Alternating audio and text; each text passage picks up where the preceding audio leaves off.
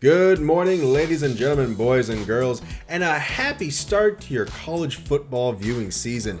Dudes Watch a Movie Podcast, episode 51, Annihilation. Nothing to do with football. Yeah. Strangely enough. Go Clones, I think. Something. Go Bears. There we go. There we go. I'll take that one. Yeah. Isn't the Gator? We almost had problems there, buddy. I just don't give a We shit. almost had One problems team there. with the alligator. We immediately derailed. Yeah.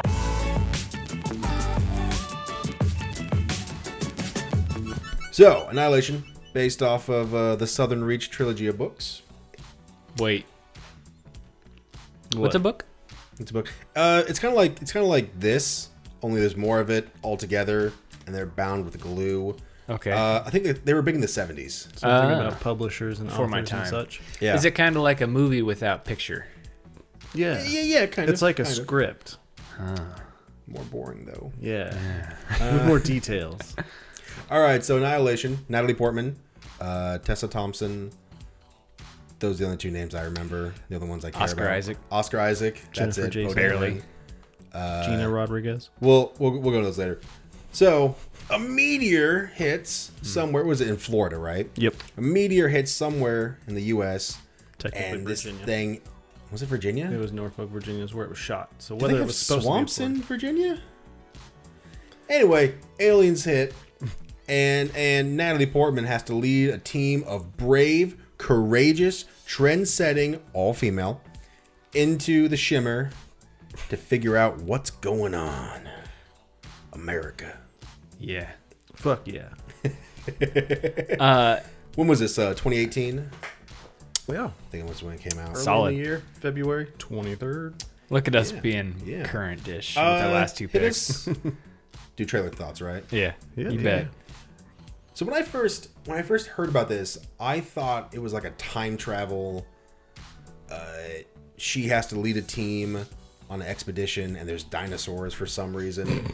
No dinosaurs in this movie No at dinosaurs. Wait, all. no real life dinosaurs. dinosaurs. Alligator. Was it a crocodile? It was an alligator. Alligator? I mean, Yeah. that's kind of a dinosaur. It's relative. I mean, it's kind of what happens, right? She has to lead a team. She's kind of the combat expert, I guess. Look, A team has to go in to figure out what's going on. Yeah. Hijinks ensue. correct. Right. Hijinks ensue. Well, definitely not shenanigans, but not quite hijinks either, because it's not fun. For them. For us, it's I enjoyed it. But They yeah. out There was there a lot wilding of out. comments made. My trailer thought was as soon as there's a gun fired in the trailer was, hell yeah, this movie's already 10 times better than Arrival. They use their guns in this movie. Arrival would have had a bow and arrow. Is that because Hawkeye? Yeah. Nice. Yeah. Yeah. Yeah. What about what are your thoughts there, Tom? So my trailer thought was literally spooky alien hunt ish. So yeah, it was a lot more action packed than Arrival, which is totally fine. I'm all And- about that. Really not hard to be. Yeah. It's I don't know. It had more of the spooky I'm gonna have trouble with that one today. Overtones that I wasn't necessarily expecting. I mean, watching the actual film, it wasn't as such, but it was more like a shock and awe type of deal. So overall, trailer thoughts was giving me a very okay, cool. This is gonna have some jump scares, maybe. And if that doesn't put butts in the seats, what will? Okay, cool. I was totally surprised by the horror element. Like, I did not see that coming. Totally Usually into you it, get though. like uneasy thriller kind of vibes with alien movies. Yeah. Maybe a few horror. I thought this was alien, more action thriller than what turns out to be body horror. It was more aliens than alien. That's a good one. Yeah. Good job, I can there, get on buddy. board with that. I can get on board with that. What, I forgot to introduce you. We got Tom who gives a fuck? over here. We got Captain over here. Yeah. I'm Lance. If you don't know by Okay. now, we're 51 episodes in. If you don't know, you don't care. There'll already have been nameplates. Don't worry about it. Yeah, that's Who gives a true. fuck? Oh, Yeah. God. Oh, Yeah, God, I messed up. it flashes and it's hard to look. You'll get it one of Better these restart. Okay. days. Hey, so tagline wise, what you got? Well, what's your guess? Oh, my guess. It's not a guess. It's what it should be. Okay. It's "Shine On, You Crazy Diamond," and we changed the soundtrack to be Pink Floyd. There you go. Nice. Hey, you should try that. Well, not Line it gonna. up and see what happens. Nah. Mine is Annihilation. Too bad you will die. I have it was a trick of the light. Actual tagline: one way in, no way out. Really? There's no easy way out. Kind of close to yours. There's no shortcut. Oh. No holds barred. No, we already did that one. Did we? We did that yeah. one, right? Yeah, we did that one. We did that one. That was your pick. There it is. Either way, it's a cock one strangely, down. first time I watched it, didn't really care for it. Second time, liked it better. Better? Yeah. Yeah. You think Definitely has some rewatchability. Do you think it's one of those movies that you might have had set expectations of your own before you watch it, and then now that you know what it is, you can enjoy it more? No, I think a lot of it is what like our topics are. First off, our topics. Am I too stupid for this movie? That's a recurring theme. Movies that make great video games and things that are left to interpretation. It's art. Get it? Okay.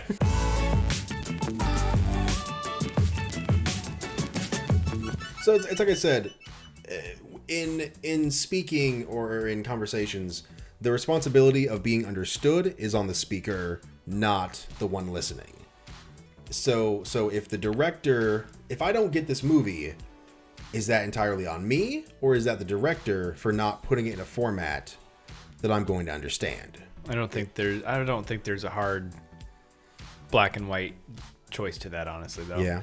Because I mean, sometimes it is the director's fault for not conveying what he wants in a concise enough way, but then other times it could be a matter of, depending on what the subject matter is, the person watching it might not have enough prior knowledge to it to understand what is happening, or sometimes, you know, the phone is like right there and it's like, well, I'm gonna just check this, and then you miss something vital, and then it's like I don't understand what's happening anymore. So I think that's definitely on you. Correct. If you're not actively trying to understand. But it's like you said, you make it too obvious. It's pretentious. The quote I found was pretentious twaddle. not as good as poopery. It's not. I just thought it was funny because it's pretentious. Well, but a conversation is a two-way street. True. But this is a movie, and we can't talk to the director. So if he's just having like, hey, okay, this guy's going to show up, and he's going to say this cryptic line and then leave, and it's never going to be explained. It's going to blow their mind. I have no idea what that means. You didn't explain that well enough. There's no reason to go back and watch it again because you don't explain it. So do you think this movie is that, or do you think this movie is the opposite, where they do the right amount? A little bit of the opposite. Okay. They don't... I don't know if it's the problem of... like you said, based off the Southern Reach trilogy of books, he only read the first one. And then he didn't reread it. He just vaguely remembered what the story was. Like I read the Cliff Notes and decided to make a movie out of it. Exactly. That's basically what happened here. Yeah, so well, is it... I read the trailer. I saw the Chinese knockoff. Yeah. So is it that he's just missing some of the deeper themes and connecting? Because the whole cancer thing is all throughout this movie. Right. I think the biggest issue that it comes down to with filmmaking is you are limited on time and budget. And so you have to then take what would be, like if it's a book, obviously that's going to take someone a stupid amount of hours to read. I mean, not ridiculous, but you can't cram that into a film. Like, you are very limited. Unless you've got a TV series going, great, super awesome. But that's even in its own right a huge amount of a budget and time. But to cram it all in like a 2-hour, anymore 3-hour type of film, you have to keep that person's attention for that full amount of time. So you basically have to do Cliff Notes with it. And the other thing too, and if then this that leads is for questions. if this is a trilogy of books, then if he read the first one, who knows if some of the questions that are established, if they planned on making this more than just a movie, like a trilogy, might not come back around. I don't think they will. Nope. I hope they don't, because it's super refreshing to just have a movie and not, but like, all right, now I got to see the next 5 to see how it fully happens. Yeah. But I feel like, I don't know, I think this is right on that borderline, because there are things in this movie from the director in terms of not so much exposition wise telling what's happening, but visually doing a good job of just putting in the right amount of cues depending on how actors interact with each other or touch each other, or the way that they present themselves, to the point where I was able to decipher kind of, oh, she's lesbian, she's banging that dude who wants her to come to the barbecue, without them having to like come right out and say it. But it wasn't so obvious that I'm like, oh fuck, yeah, clearly she's banging that guy. It's like just enough to make you think, oh, I think they're fucking, and then later they do, and they're like, oh, you get okay. your little confirmation. You're like, Yeah. So two things. Her and her colleague, fuck buddy, I guess. First time seeing that, I thought the same thing. Oh, he's flirting with her. Oh no, she lost her husband. He's trying to invite her out, being they kind of friendly. derail you a little bit. And then hearing it again when she says, I'm going to paint our bedroom, knowing now that she had an affair with him in the bedroom. And that's all she thinks about. That was kind of a mislip. Yep. We think she meant my dead husband's room and mine. He's going to take that as our bedroom. And the way he like touches her and like leans in and says like, you don't have to be guilty, whatever the verbiage he said, I was like, it's a fucking weird way for a friend to talk sometimes. All right, so Arrival did that bullcrap where they show Amy Adams and her kid, and then transition into what we now know is the past or the present, and that was a future thing. Yep, which felt cheap. Which was cheap. This feels great because going back with that foreknowledge now, you're like, oh, that's a two-way interpretation. And it's in the proper order where it establishes a small thought somewhere in your brain and then pays it off, versus the other one was like, let's pay everything off, but it doesn't make sense because there's nothing there to start the whole deal. I definitely like that more. What was the other one? Oh, Ventress. Yes. You hated Ventress this entire movie. Why? Does it make her... Do you appreciate her more knowing that she has cancer? No. And that's kind of why she's a bitch? No, not Do you like her because she's dying? No. I was getting kind of interested at the end in the lighthouse, because then I'm starting to think, oh, maybe the whole time she was like the original... I'll just call them body snatchers because I don't know what to call them. That's what they and are. like the whole time she's like trying to send more people in for them to assimilate with.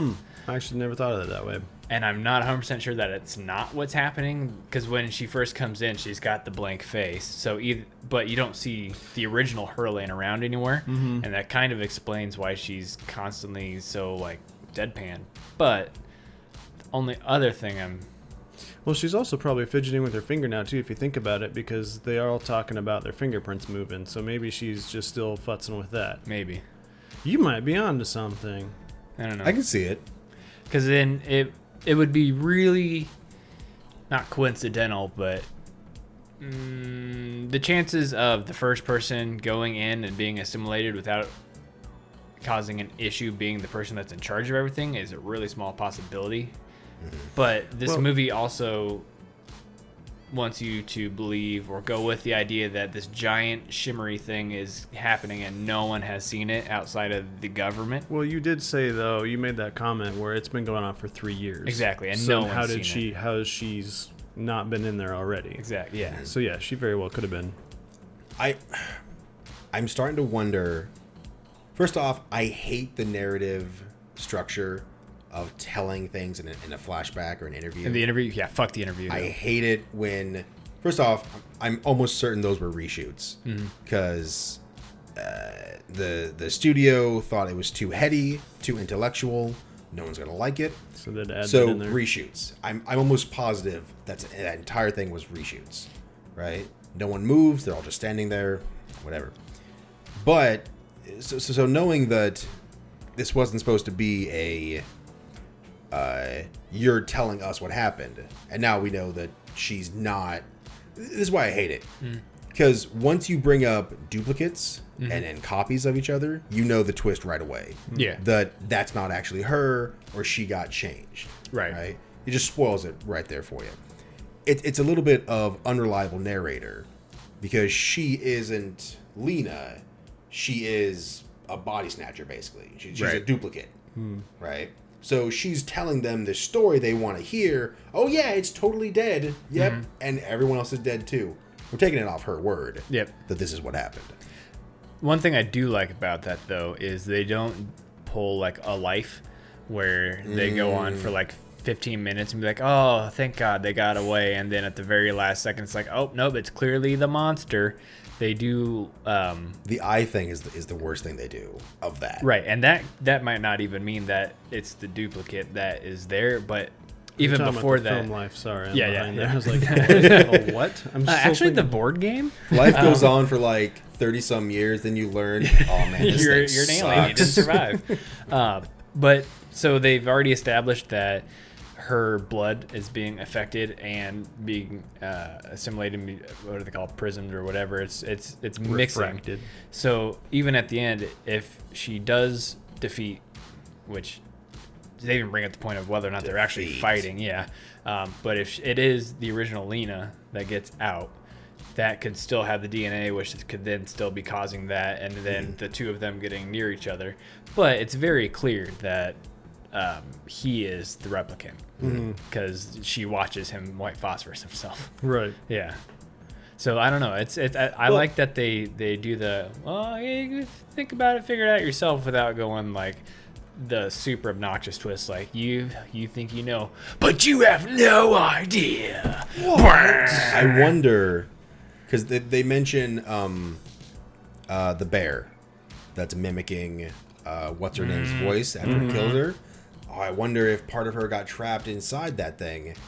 What if Kane basically transferred himself to part of him the, is the there duplicate? So it's still kind of him. And then that brings up the philosophical question of, well, who are you? If we make a clone of you and they have all your memories, is that you or is that not you? If the original you dies, this person thinks, acts, and remembers everything you do, is that not still you? And her husband does like recognize her somewhat, but he still questions, like, are you Lena?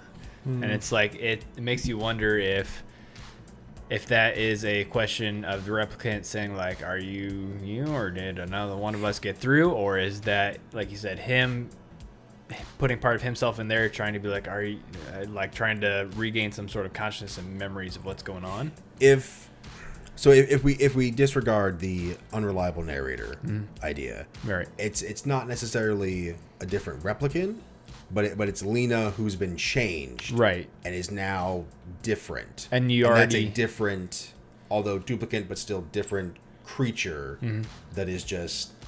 And you already know her mental and her handle on her mental abilities is already in question because they don't know how many days they've been in the established Shimmer. at the very beginning. Yeah, Exactly. She's like, I don't remember setting up camp. Yeah. It seems like we've been here for weeks. We've eaten this much food. Yeah. I really liked that. That kind of leads into the whole uncertain, questionable horror aspect, and they never really go back to it. Yeah, it seems like after that they're fine. Like they don't. Well, that's the thing you got to consider is like maybe did they already change at that point? Possibly like They started being changed. That's probably when their genetic makeup starts mixing with it, maybe. But the other thing, they do somewhat bring it back when they talk about. I thought for a second they were going to bring it back, anyways. When they're tied to the chairs, and the other lady is like saying, "Only two of you saw it."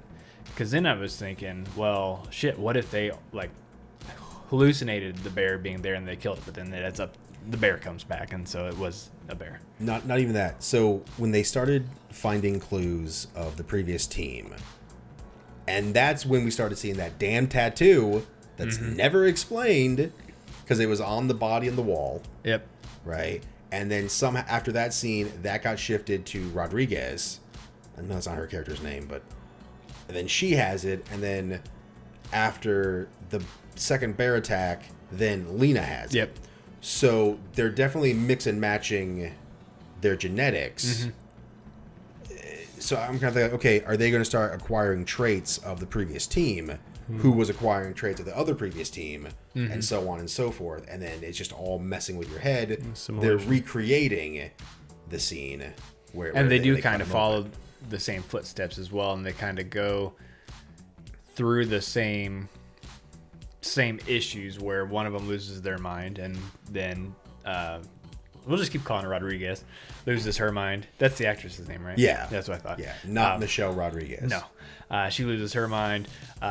Then eventually Lena mirrors what her husband did, where she was the only one to make it to the lighthouse, and then has to confront the doppelganger, body snatcher, whatever, of herself. So it's kind of interesting, and I wonder if originally everyone was going to have a mirror image, or if they decided, again, like, we don't have to do every single one to get that idea across, just do 2. Because if they did just 1, it could be coincidence, but 2 establishes a pattern. Right. Which is interesting. And I think the director would have done that on purpose, because this and Ex Machina are both very purposeful storytelling. Like, a lot of what they do on there isn't just to look cool or to be weird. It all stems from some sort of like psychological reason, which I appreciate. Mm-hmm. Did you pick up on the themes of self-destruction and Annihilation? Yeah. I don't know where I was going with that. Because what's it? Lena. That's an undertone. Thank you. Except when they outright state. Yeah, they did it's eventually. about self. That's what's weird. It's being heady and intellectual and making you think about it, but then it'll flat out say, it's not about suicide. It's about self-destruction. Like, you're just hammering us with it now.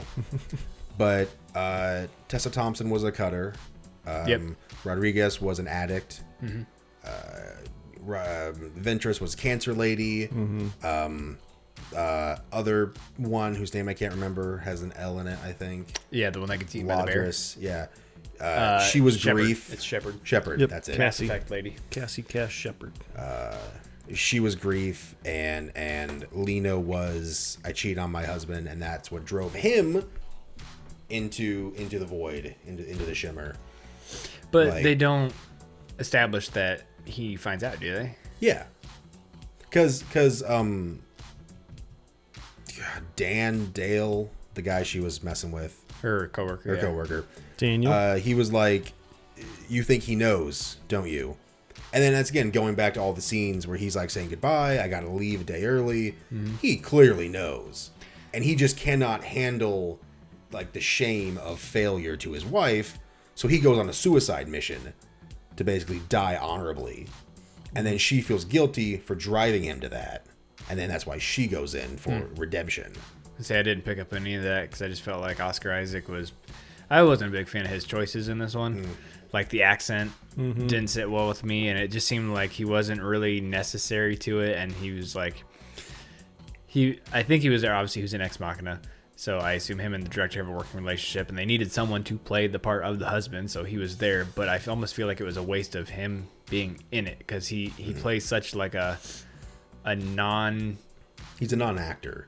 He has no agency. Non-personality. Yeah, exactly. Yeah. He's an NPC. Yeah, like where the director lady's constantly fucking doing something with her hand or eating or whatever to like try and chew up the scenery physically.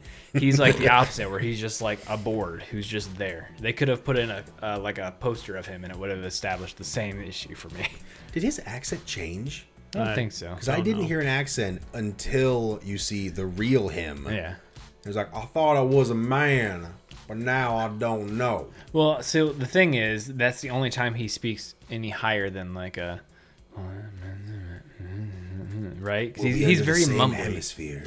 Right? And like, he picked up on the accent as right soon as away. they're talking in bed, like, but it's so low and mumbly versus on the tape he's like, I'm talking at full volume now. It's like, why don't you just use your own voice? The accent is not integral to this character, because this is not a character. Well, because if he didn't have a southern accent, he'd be less American. I guess. He wouldn't be a Marine. Whatever. Pretty Or sure he was Army a ranger. Yeah, that's what it was. I don't fucking know. Green Beret. SOCOM. SEALs. I don't know. Speaking of SOCOM Navy SEALs, the game that was on the PlayStation 2, Ooh. I like that game. this would have been a cool video game world to be in. Oh, absolutely. Yeah. Hell yeah. We already, during the watching of it, we were like getting Last of Us vibes with the acoustic guitar and like the way that nature is reclaiming some of the structures they were doing. It's just obviously a much more Well, I don't know if I'd say it's a more pretty version because Last of Us is also kind of pretty. It's very green, very colorful, like reds and oranges in there. This obviously goes to the oomph degree with like crystal trees and flowers. Yeah, exactly. Whereas Last of Us is zombie based. Yeah. This one would be more body horror. They're not Cronenberg. zombies. Well, you know what I mean. They're parasites, which is not too different from this. Parasites, right? This would be body horror, mutations, 3-armed people walking around, a shark man that banged a cow. Well, I mean, it's already like ready set. He's already a shark and a man. Now he's banging a cow. It's a prism. It's all reflecting. Hey man, it's just an orgy of ideas. Let it go. Free love, brother. Come on now. Well, Don't let it hold back. The nice thing too is Woodstock 92. 92. What?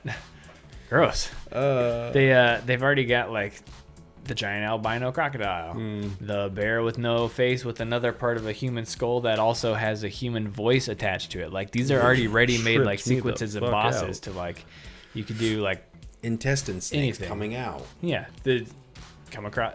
Say that guy's not dead yet. That's up in the it's very it'd be like a really good game if it was Souls-like. Ooh, you know, be a cool mechanic in that would be the more things you interact with or get damaged by, the more you take on their traits. Yeah, it would be. That'd be super tough. Here's your evolution tree. Yeah. Right? You came into contact with a bear. Now you got bear traits. That would be cool. You can bear arms. You got that right. America. To bear arms. That's a bad joke. It was unfucking bearable. Guys, let's stick to the bare necessities here. Oof. Yeah, let's reel it back. Out of all the other movies that we've done on here, what other movies do you think would make for a good video game? I personally think No Holds Barred would be a fantastic video game. You just basically, it's a beat 'em up where you play Hulk Hogan and you go around and throw people through stuff. It's ready made. We're gonna like not count like John Wick, right? Because that's already a video game. Blood Rain. Honestly, I was gonna think John Wick. I think would be a fucking awesome video game. Like the Enter the Matrix games were dope. Right. It's already a video game though. Is it though? John Wick? Yeah. We saw the third one, right? No, but like us playing it as an actual video game. John Wick would be so fun. That's just a shooter, though. You're just running around as Keanu going, what bang, shooters bang. It's a gun kata shooter. I was going to say, that's the big difference is it's got to be a shooter that also has some sort of like grappling and martial arts in it. Like the John Woo one, what is it? Hardboiled is the movie. Stranglehold? Equilibrium? Face Off? No, the fucking video game where you could like dive in slow motion and slide down things and jump on the trails. No, the John Woo one. I think it's called Stranglehold. It was on the 360, and like you could Sleeping Dogs. If I could reach you. Yeah. It's like the little like dining carts that people push. Like you could dive onto that and roll while shooting in slow motion. Halo. 99 Dragons. Okay. So what other ones? Sonic the Hedgehog. Definitely not Annihilation, right? Yeah, no, they had Stranglehold. Dead or That's Alive definitely what Beach it was. Volleyball. It was John Woo presents Stranglehold. We already did Dead or Alive. Did you do Dead or Alive? Yeah, we fucking did. Oh. You bet. Jeez, when you call yourself a subscriber. Jeez. I didn't start watching till like 35. Here's the real question, I guess. Less what would make a good video game. What world did we watch that we don't think was good as a movie, but the world itself would be interesting to put into a video game? Because mine for sure would be Fifth Element. I don't really give a fuck about that movie, but the world itself, like I would love to play a game that's set in that world. Repo would be pretty decent. That'd be pretty interesting. Connect game, make you sing. Make you Minus stab that. and slash. I'm trying to think of other ones we Ooh, watched. yeah, it's a Connect singing game. It's like Rock Band meets Rock Band with Skyrim with guns. yeah, and knives. Yeah, I like that. Ooh, The Fast and the Furious. Can that be an MMO? The Happening. Everyone has to harmonize. The Happening would be an interesting one. If it wasn't so obvious, like that whole twist at the end, like just that world of, hey, everyone's kind of freaking the fuck out and we don't know why. Yeah. What is? Oh, The Happening. Ooh, as above, so below. There it is. That would be a good horror game. That'd be a nice like. Stick that in VR. I'm sure that Until is. Dawn. I'm sure that is already a video game. It's like Dante's Inferno, whatever the fuck it is. But yes, 100% I would play that game. First person, down in the catacombs. You don't know what's going on. You can't trust what you're seeing. Fuck. I'm a little hard right now. Get who did PT? Shaolin Soccer might. The actual guy that did it, or the guy that's supposed to be working with him, like Guillermo. Hideo Kojima. That's it. Okay, yeah. Get Guillermo and Kojima on that one. I do that. You don't I like? disagree with that on that one. I think Kojima would try and make it. Am I too stupid for this game for me? I'd also say true. The Thing, That's but Dead true. Space is essentially The Thing. Yeah. I would love to see a Dead Space movie. That would be be cool. Let's get Oscar Isaac to be. That Isaac wouldn't Clarke. be bad. Isaac Clarke. That wouldn't I be kept bad. calling him Isaac Isaac Clarke Clarke? on Yeah. the way here. I'm like, that's not right. That's Dead Space. Calling him Isaac Clarke to who? myself. Okay. I was rehearsing. Okay. What's your I talk to topic? myself in the car because I have no friends. Hey man, I do it at night sometimes, and then I'd be like, oh, talking to myself again. All right. Maybe I should put the rum away. Talk size. Yeah, your random text last night. Well, I was just having fun with myself at that point. I was just like, how many stupid references can I make until this becomes unfollowable? Because this is what it's like when worlds collide. What's your topic? Movie points that are never explained. Most right. importantly, I said I understand to agree why it's done because it gives you something to talk about afterwards, and it's not like force feeding you the plot. But like, answers are cool.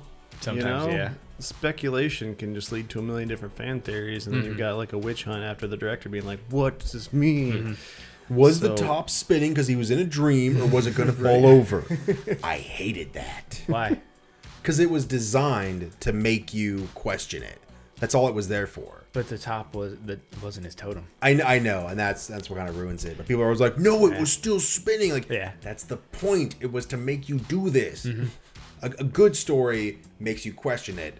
Like, is that her or is that a duplicate? Can we trust her? That wasn't explicit. No one said we think she's a duplicate. We can't trust her. Yeah, 'Cause which that's is dog explicit. shit. Yeah. Like you zoom in on the top spinning, you're just focusing on it. Like, hey, look at this. Look at this. Do you see it? And now Do you no- get So- it? Do you get it? So my argument against that though is it has a perfect cut. So it's zooming the entire time and it's spinning and spinning and spinning and spinning. It does the smallest wobble and that's when it cuts. So the idea is not being like, oh man, he's still in the dream.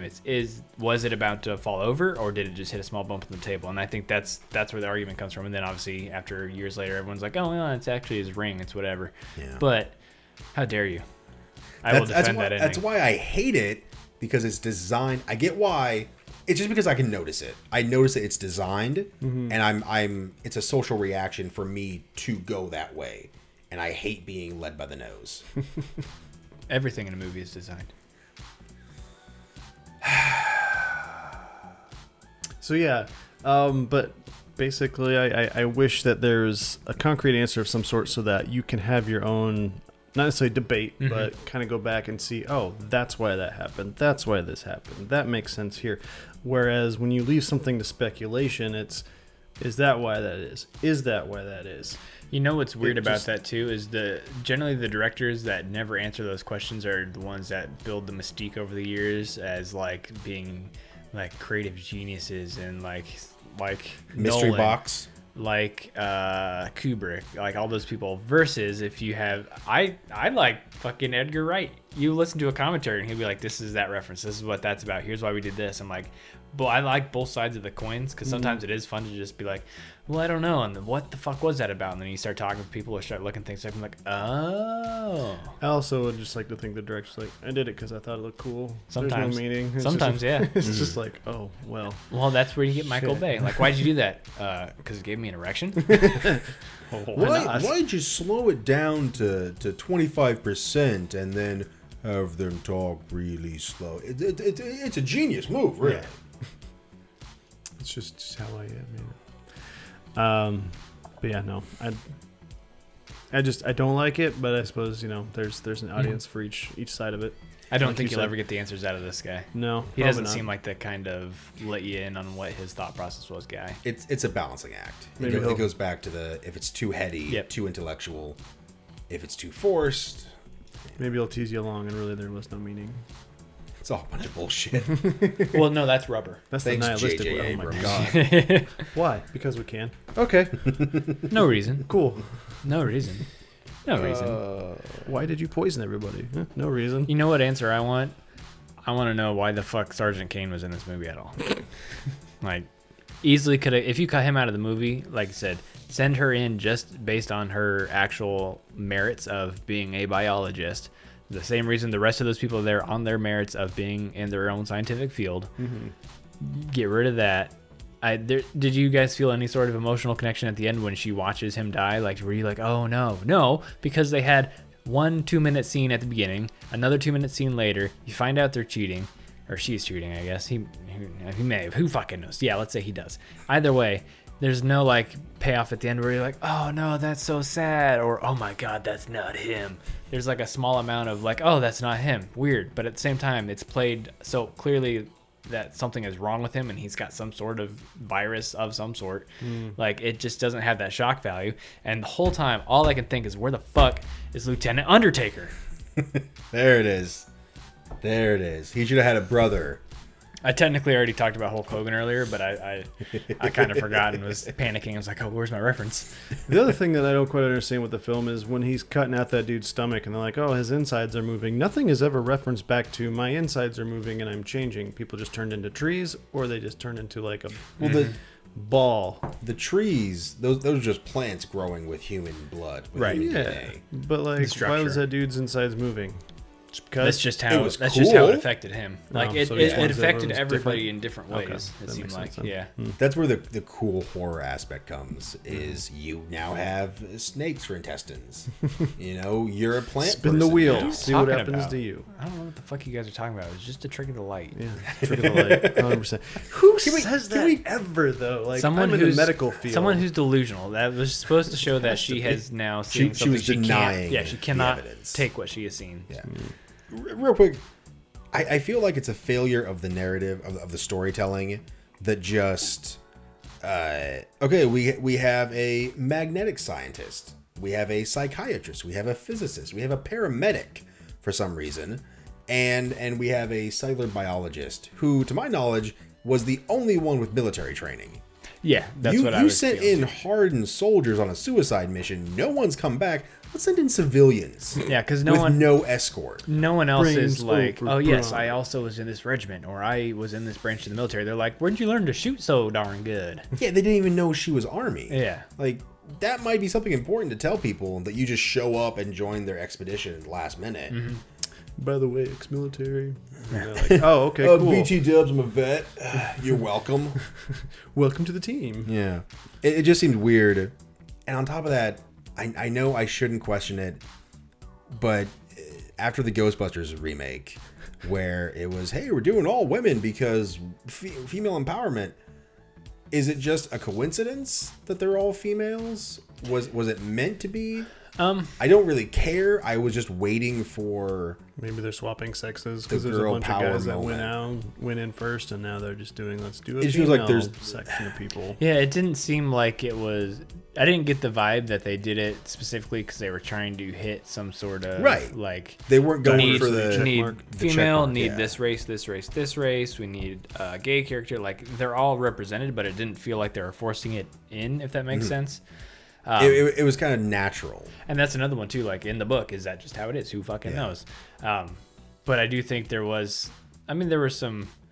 Look, it's a gay allegory. I saw the rainbows. Okay, they're turning the frogs gay. Candles in the wall. I like it just seemed natural because I don't think they didn't try and do the go girl female empowerment like the overly schlocky deal to it. I would be interested in seeing how many people went and saw this movie that are fucking assholes and were like, I can't believe they were trying to do that propaganda to me and trying to make me think females are the same as males. Like, Yeah.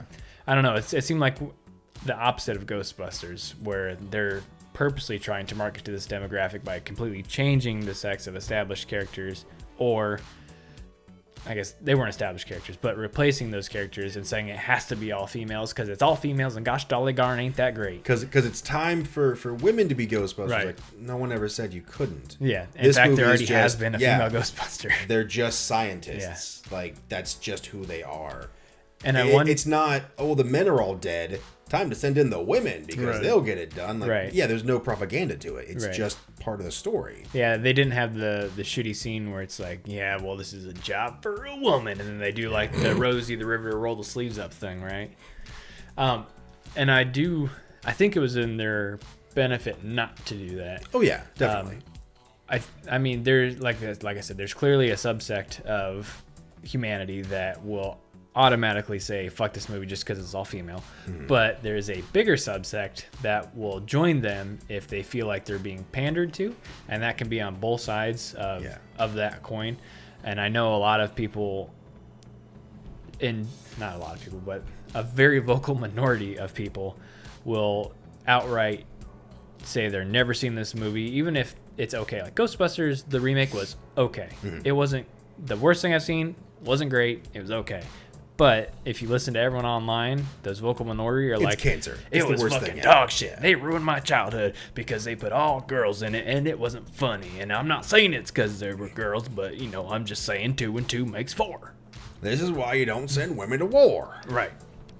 Which I think this movie was good it very easily could have in the trailers pushed that it was going to be an all-female, all-driven cast and then like try and use it as a selling point versus they organically did it and it just happens to be that. I do think that narratively it would have been better if those 5 as civilians were going in with a military escort. Yeah. Because maybe it's something like, makes more sense. The military guys don't know what's happening, so we need experts in physiology, psychology, biology. It's one of the things that Arrival did better. Right.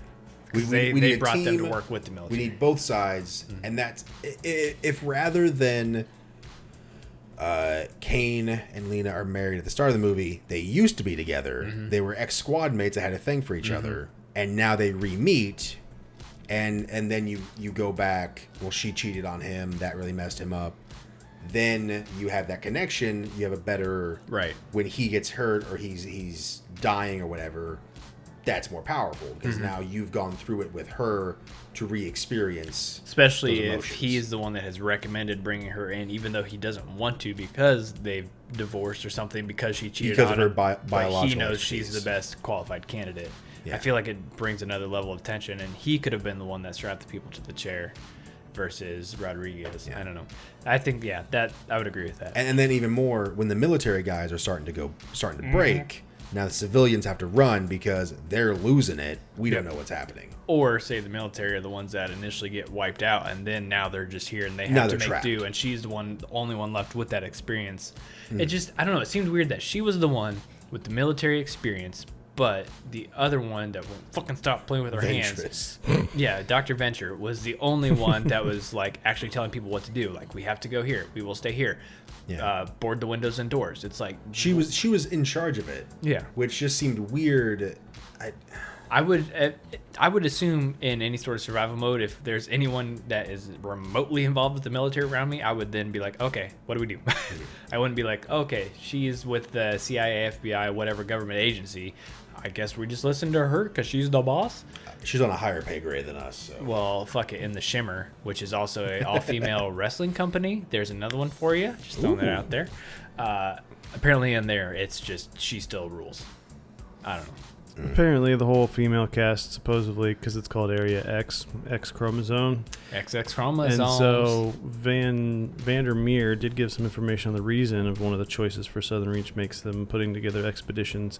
It's a complicated question because it's ultimately came down a lot of interrelated decisions. On the particular side, the expeditions that have used names rather than job function have come to grief, as it is easier way for whatever. Is this English? I know all the words you're saying, but not the order you're putting them. Area. Wow, that's I crazy. Think he's infected. But yeah, no. It's addressed very early in the first novel, in the first chapter. It's the line is, there were 4 of us, a biologist, an anthropologist, a surveyor, and a psychologist. I was a biologist. All of us are women at this time, chosen as part of the complex set of variables that govern sending the expeditions. So the expedition was set up that way to send specific people. I really like that line, at this time. That leads me to believe that they are going to change throughout being in the Shimmer. That sounds awesome. Why didn't we have that in the movie? because it's in the book, and it was a dream adaptation of the book. Books are always better. The 11th expedition had consisted of 8 members, all male, a psychologist, 2 medics, including my husband, a linguist, a surveyor, a biologist, an anthropologist, and an archaeologist. So they've been sending people in, but they've been sending them in specifically. That's why it was an all-female cast.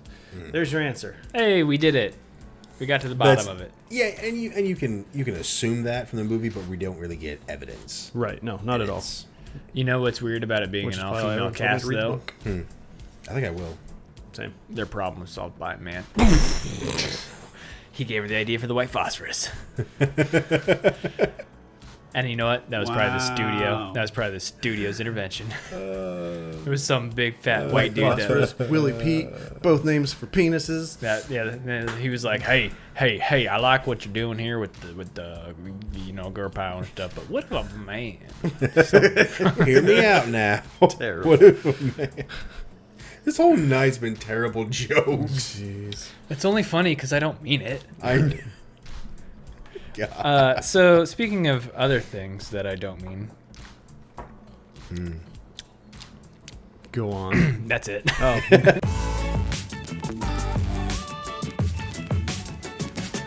Yeah. I kind of thought that her cancer was going to save the day because it would infect the alien. Yeah, like and then War of the Worlds. Everything gets cancer. Doesn't make sense because Ventress would have already been assimilated. Yeah, But the fire does the exact same thing. I love the theme and idea that cancer's gonna save the day. That's our secret Sounds weapon. like a fucking South Park episode. Right. Guys, we gotta bring back cancer. We I need remember cancer. when I learned about how cancer works, and I was just like, it's a cell that can't stop replicating Just itself, goes, yeah. and then just decides to spread where it wants. I'm like, that's what's killing so many people. It's immortal. Thus why they have the tattoo. It's a mutation, which is called Infinity. an Ouroboros, by the way, or O-U-R-O-B-B. Ouroboros. Ouroboros cycle. Yeah. A group of French scientists play identified the Resident Evil. mutation. Is that where it's from? That's where I know it from. Yeah, Resident Evil. I just listened to a description of the Ouroboros cycle of the SCP.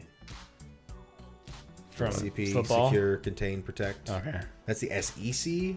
Thank you for bringing back football. I'm trying to make a full circle for They're you. overrated.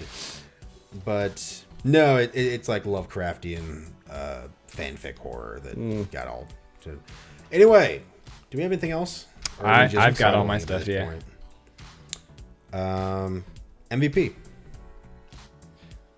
Tom. The World Builder, There you whoever go. does that one, because whoever it was, I enjoyed the vision they had. Was that the director, set director, writer? So I would think it comes down to the director to pick it, but there's a costume designer, there's a set designer, there's a cinematographer, there's a whole bunch of people trying to bring that visualization to life. So if it's specifically just the way the sets looked, it'd be the set designer. Otherwise, if you're just talking about overall the way everything was presented, then it'd be the director, because he chose those. And Would that be Jeff Vandermeer? I say that's that's what I I mean, would he's- think. That was the writer, wasn't it? Yeah. No. 'cause Of The director. the director was director Alex be- Garland. That's who it is. That's Yeah. who you would. If it's the overall thing, then it's his decision. vision. Exactly. His vision of what? Yep. Okay. Everyone else is trying to bring to life what he's imagining. Gotcha. And obviously, yeah. there's collaboration stuff, but yeah. Who you got? Windows Media Player Visualizer Alien. Can we? First of all, Yeah. First of all, I fucking love the alien thing in this. Like the weird, like I was very surprised by it. like the but more I see Slender it- Man, but like with the weird, not Paul. What's the word I'm looking for? The paint job where it like changes depending on how the light hits it. Iridescent? Kind of like Iridescent, yes. Kind of like in a gimp suit. Yeah, but like a pretty one, you know. Yeah, Yeah. I'd fuck her. And I like the way, like, especially in comparison to Arrival, if you're taking those two versus each other, this one to me is way better because it still stays within the trope of it's a humanoid body, but it explains why it's in that style. It's trying to assimilate or recreate what it is seeing or experiencing, versus I don't like that in Arrival, for the most part you're seeing it, it's like, oh wow, weird, it's like just a weird tentacly thing in the void, and it's like But then when you see the full thing, it's still a humanoid because it goes up and it's got the head, and it's like that was a bummer to me. Versus this, they were like, fuck it, let's just make it humanoid and make it somehow more alien with no face, no features, no nothing except for a really pretty skin. But would that be Would that be considered the alien itself, or that's just the alien that's simulated? It's the way it's choosing to present itself. Okay, yeah. so yeah, because the alien itself is just cells. the mutation. Yeah. I wonder if that's not part of the uncanny valley, possibly. And the closer you get to being human, the more you see the imperfections, so the more that is reflecting. You're like, that's not right, and it's weirder. And I really liked the way that it just mimicked, like, to learn the movements of the host that it was trying to take over for. I think that's the other thing that makes a lot of the monsters in there really cool too, like the uncanny valley. Like that crocodile had the mouth that looked like a bunch of extra teeth, and the bear looked like a bear but not like a bear. It's just kind of like, okay. Yep. It was super nice. Yes. The bear was the weakest CGI of the movie, though. There were certain parts where, like, it just that sound, a little fuzzy. boy. Oh, made up for it 100%. 100%. I didn't realize it was a bear the first time I watched this. I'm like, it's a giant dog. It's a coyote. What is that thing? It's like a big dog. It's like a big stripy dog. With the way the mouth was, I was getting with the skeletal, yeah. Kind of like a buffalo or yeah. Because the bear's skeleton, like, you don't realize how much of that is muscle and cartilage. Yeah. My MVP is Jeff. My name is Jeff. Jeff. Your dad. New subscriber. No, I had the set designer. Gotcha. Hey, Dad. Titty lights. Still my favorite thing. I can never unsee it. What was your what the fuck moment? The bear with the person voice. Yeah, right. First I was like, oh, she heard him scream. Oh, now there's the bear there. And then I was like, okay, so what happened to the voice? And then the bear makes noise. I'm like, oh, okay. That's a really good example of getting a person to feel something by subverting expectations properly. Because you're like, oh, the bear's there. It's going to do a scary roar. And that would be the ultimate but then it's predator. Just, hey. Like, that's the ultimate predator if you think about it. Like, to hunt people, mimic. That's what you need. It became part Wendigo. You know? You know what I'm saying? Hey. Hey, guys. What's up? Just trying to eat you. What was your what the fuck moment? The interpretive dance. Now that you say that she's mimicking to learn, that makes more sense.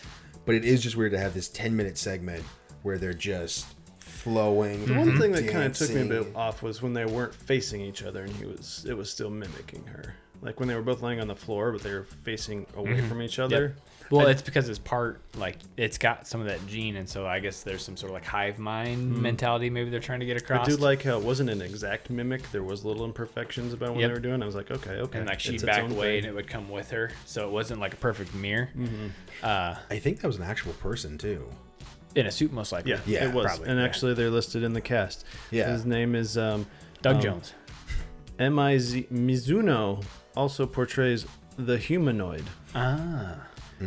But my question about the humanoid person, was he squishing her against the door, or was she just realizing trying to if do I the same give up, thing. will hit stop? And No, Tom. They bring up the fact that it didn't attack her. She attacked it, and it responded, and then she runs to the door and hits the door, so it runs to the door and hits the door, and she happens to be in the way. So it's like they do a good job of, is it trying to hurt her, or is it just trying to match her? And I think, like, the uncertainty of that situation is part of what makes it like, oh shit, oh fuck, oh shit, what's happening? then they both decide to collapse. Yeah, because then she's just like, here, have this white phosphorus grenade. And it's like, okay. This is for you. Bye. Yeah. Welcome to Earth. Bye. Which it was really cool seeing everything burn down and, like, the weird metal fire thing going Just on. like, Yeah. oh no. That was cool. Oh no. Yeah. Which is another kind of cool thing. Same with Annihilation or Arrival. They don't necessarily say that the aliens are evil in any way, but humanity's instinct is to survive. And so she's like, in that moment, I'm being attacked. You're trying to take over. What the fuck? Die. Which I think is kind of cool because they're like, what do they want? I don't know. She didn't give a fuck. Like, yeah, it wasn't attacking. It was just changing things. Yeah. It was just trying to survive. Which also kind of leads me to think that is the mimic. that Lena is talking. the fake because it wasn't trying to destroy. Hearing that from a mimic's perspective was just, we were just trying to create something. We were just trying to survive. We're doing what we're doing, right? We're just living. So should we put out there? So you think it's Lena's mimic, or I you're go back leaning and forth. towards? I kind of like to think it, but there are things that go against it. Like Less that seeing she her kill is the mimic. a mimic and it's unreliable narrator, but more that she has so changed From the from her experience time and the that genes she's being, basically a new entity. Yeah. because I'm of the idea that is still original Lena that's out, but I'm with you where so much She's of that just so far genetic makeup changed. has changed, and like her memories can be different now because the synapses might have changed, and she's still got the glow at the end. Got a sweet tattoo too. Hell yeah, she does. No one asked her about that. That's at least like $700-800 worth of ink. Right? Yeah. You can make a killing like that. And she got it for nothing. Exactly. My what the fuck moment, you both picked them. Because at first it was definitely Bear with the human voice scene. But then I was like, well, someone's probably going to pick that. So I'll probably do like the lighthouse onwards. Because then it gets, you know, the Windows XP visualizer and the music starts playing and the alien being there. And then it's on fire and it's kind of just chill about it, you know. And it's all slow-mo. And I was like, what the fuck? So those two, I couldn't pick which one. Definitely verbally said, what the fuck, when the bear talked.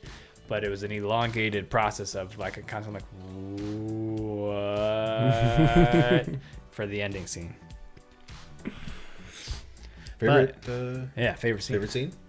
The bear with the person voice. Yeah, I really like that. Like, I haven't had a scene kind of make me just unsettling. Yeah, and I enjoy that, but it's not like an unsettling version of unsettling. It's that, wow, that was a really good choice. Original for yeah. as fuck. Like I was so surprised because I wasn't. Given it kind of goes into mine, right? Bear definitely up there. Here's why I kind of don't like it, because it's all you get. Like that peaks right there for the horror aspect of it, right? And then we don't get any more. It's the same with. So mine was the operation of them cutting the guy open slowly. Like, well, okay, they're going crazy. Those intestines are moving. That is moving. No, and it's they weren't. sliding across his hand. it was the trick of the light. Love it. But you don't get any more, right? For that same reason is why I like it. It's creepy. It's unsettling. Yeah.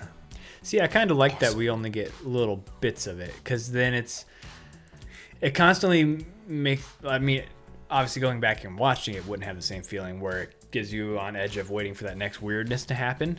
But at the same time, it's a real good mixture of genres. Like, it's definitely an action movie. It's more so a thriller, sci-fi of anything else, but it does have small horror elements, but not to the point where I think if they push super hard on the horror, they wouldn't be able to get some of the other stuff across, or it would stick out too much. It would be too weird. Like, feel like horror movie where you can just blow everything away is not super scary. So them having the guns almost necessitates it. they give you that subtle, constant resonating horror. Like when they go to the beach, there's just skeletons laying about in a weird position. There's fucking plants that look like people just hanging about. They constantly just kind of give you the little teases, and then they get you little spikes with that. But they keep it going up until the very end, which I can appreciate. And it's not the in-your-face horror. It's not atmospheric horror. It's not subliminal horror. It's almost like background, like small things that are not scary, but weird. You create the own little stories in it's your head odd. about why. Yeah, because the whole time I'm like, who put those skulls there in that fashion? Why is there 10? Who Why is there arranged 4 those? bodies? Yeah. That is intentional. Someone did that. Yes, because Someone from the team made a shrine facing. But that's the thing. Was it someone from the team, or was it one of the mimics? That's where I'm like what? Who? That's why I kind of wish we got more clues as to what happened. Why do some people turn into trees? Why do some people turn to a molten... Did they choose to turn into trees Screensaver. like Tessa Thompson did? Like, 'cause she sure seemed to be like, I I kind of wanted to see her after she changed. like, I was or a little in disappointed. transformation, Just yeah. be a tree with some clothes on? And something. we don't even know for sure that she did that, because she walks away. We see her in the process of turning, and that it's growing out of her, but we don't know for sure that she turned into the tree, which also makes me think, if she did turn into a tree, all those other people also turned into trees. I don't think Why those were people. I think those were plants that grew, and they were just they With were the getting structure. mixed with the Hawkins gene or whatever it's called. Oh, the human DNA. Those were creepy though. Yeah. Like Yeah. those were straight It up reminds me of creepy. Spec Ops: The Line when you see like the ash people from the nuke. Like Doesn't, it almost seems like people frozen in time. It's weird. Kind of like Gears of War. Yeah. Did that. Yep. My favorite scene was the bear scene. Cause fuck yeah. Yeah. Bears are terrifying. Bears that have a human skull here and a human voice, equally terrifying. And I got hardcore flashbacks to Condemned 2 when the bear is in the house. Yeah. So 100% favorite scene. That has been the most unsettled I've been since like As Above So Below. I was just like, nope, not gonna, don't wanna. Ghost Stories had one scene that got me really unsettled. Yeah, but the rest of the movie sucked. Yeah. Yeah. So safe to say, I think we all really enjoyed this movie. Yes, 100%. I was ready to come in to hate this movie because it was too heady, but watching again, yeah, pretty damn good. Yeah. And you know what's weird is Arrival is the one that I kept hearing getting its dick sucked by everybody when it came out. Like, it's amazing. But my old delivery just boring. partner, Xavier, was always like, bro, you gotta see Annihilation. That movie is fucking awesome. I thought it looked kind of cheesy in theaters. To be honest with you, watching the trailer, I'm like, And Natalie Portman is like the lead in what looked to be an action movie. And I was like, but she did a good job. She wrecked some shit. pumped it full of lead. Yeah. I mean, she is my runner-up for MVP. Harvard graduate, pretty badass. It was Harvard, right? Yeah. Because when she was in Harvard, she smoked weed Every day. I cheated every test And snorted all the yay. Exactly. Right down your face. Take a shit. That does it for Dudes Watch Movie Podcast. I had something I was going to say and I forgot Episode it. 51.